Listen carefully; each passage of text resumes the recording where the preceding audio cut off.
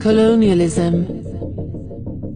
The policy or practice of acquiring full or partial political control over another country, occupying it with settlers, and exploiting it economically.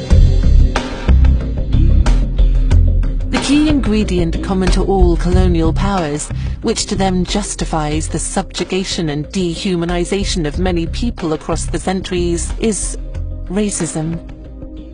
The British Empire was no exception to this rule.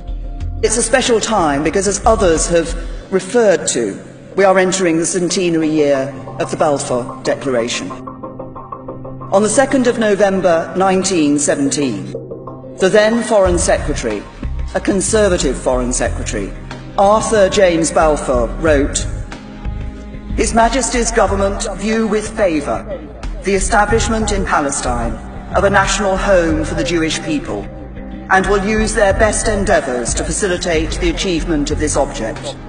Having no regard to the humanity of the Palestinian people, the British Foreign Secretary had the gall to promise their homeland to a small group of zealots, claiming to represent another people.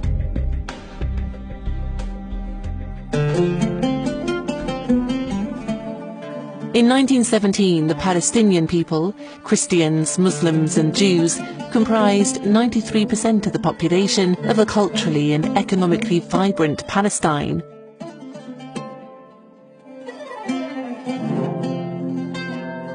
Yet the Balfour Declaration essentially denied their existence, defining them in passing by what they were not and disregarding their fundamental national rights. This document, written in the ink of racist, supremacist colonialism, set in motion 100 years of ethnic cleansing, dehumanization, and continued occupation.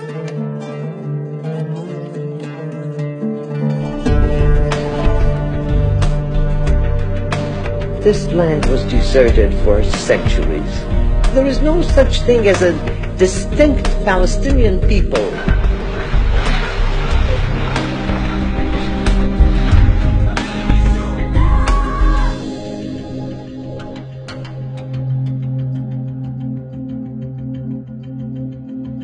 בשום דבר, ואין עם פלסטיני, ואין אומה פלסטינית, יש עם פלסטינית שמעניין אותה רק טרור.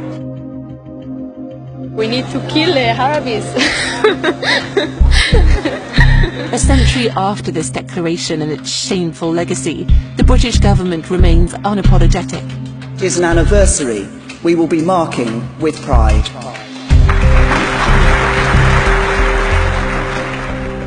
Shameful pride indeed. Instead of continuing to deny Palestinian rights and ignoring Britain's responsibility for this injustice, it's time for Britain to admit its culpability and acknowledge its legacy.